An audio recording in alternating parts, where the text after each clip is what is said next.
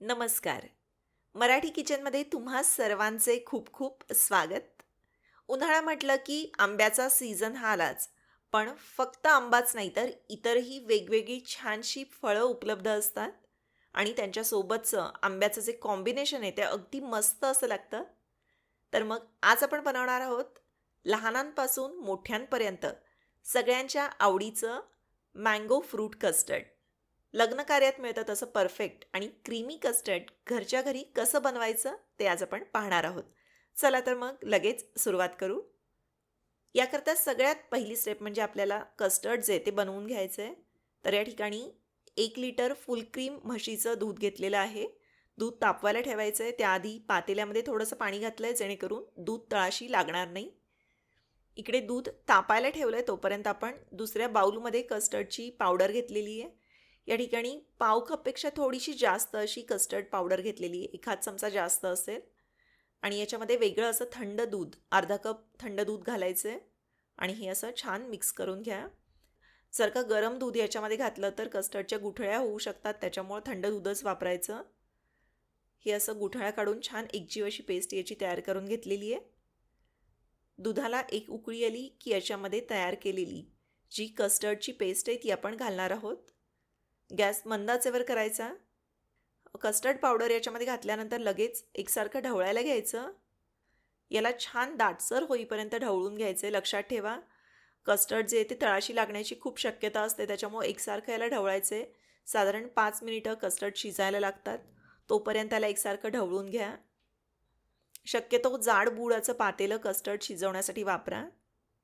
हे बघा, हे असं 5 मिनिटं शिजवल्यानंतर असं बऱ्यापैकी दाटसर झालेलं आहे.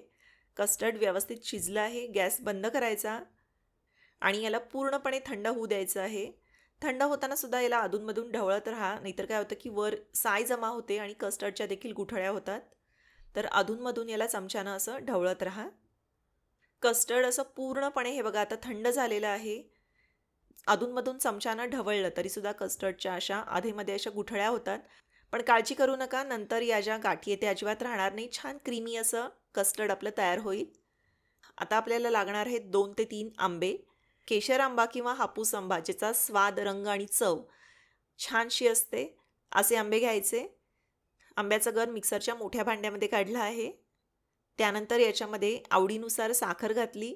साधारणपणे पाव कपपेक्षा थोडीशी जास्त 1/3 कप साखर मी या ठिकाणी वापरलेली आहे आणि हे असं मिक्सरवर फिरवून आंब्याचा पल्प जो आहे तो करून घेतलेला आहे. आता यातच जे तयार केलेलं कस्टर्ड आहे ते घालायचं. कस्टर्ड जास्त असल्यामुळं 2च्या बॅचेसमध्ये हे करा, एकदम करायला नका घेऊ.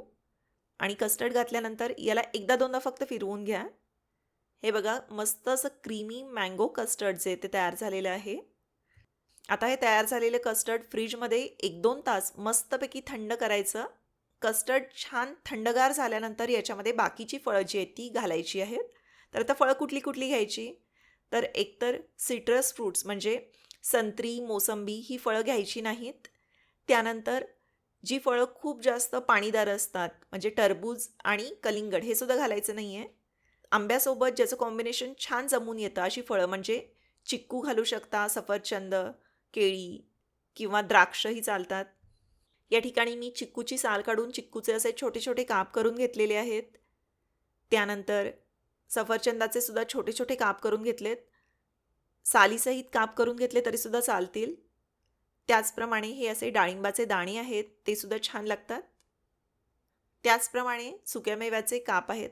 काजू आणि बदामचे असे छोटे छोटे तुकडे करून घेतलेले आहेत. तसेच टूटी फ्रुटी घालायची. सुकामेवा आणि टूटी फ्रुटी दोन्ही नक्की घाला, ते खूप छान लागतं कस्टर्डमध्ये.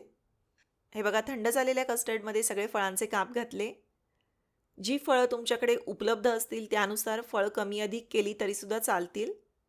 सगळ्या फळांसोबत कस्टर्डचं जे कॉम्बिनेशन आहे ते अतिशय मस्त असं लागतं. त्यानंतर याच्यावर वरून सुक्या मेव्याचे काप घातले. टूटी फ्रुटी घालायची आहे आणि सगळ्यात शेवटी याप्रमाणे आंब्याचे छोटे छोटे काप करून घेतले आहेत. आंब्याची जी मोठी स्लाईस असते आडवी, त्याला उभे आडवे असे छोटे छोटे चौकोनी काप द्यायचे आणि त्यानंतर चमच्यानं असा आंब्याचा गर काढला की छान एकसारखे असे काप होतात. ते वरून घातले. हे तयार झालेलं फ्रूट कस्टर्ड पुन्हा तुम्ही फ्रीजला थोडा वेळ थंड होण्यासाठी ठेवू शकता. अशा प्रकारे आपलं मस्त मँगो फ्रूट कस्टर्ड जे आहे ते तयार झालेलं आहे. उन्हाळ्यात हे थंडगार डेझर्ट नक्की ट्राय करा. पाहुण्यांसाठी किंवा पार्टीसाठी उत्तम पर्याय आहे. लहान मुलांना सुद्धा खूप आवडेल अशी रेसिपी आहे. आंबा पुन्हा पुन्हा येत नाही, त्याच्यामुळे एकदा तरी ही रेसिपी जरूर करायला हवी. त्याचप्रमाणे याची रेसिपी तुम्हाला कशी वाटली ते मला नक्की कळवा. व्हिडिओ आवडला तर व्हिडिओला लाईक करा. मराठी किचनला सबस्क्राईब करा. पुन्हा भेटू. धन्यवाद.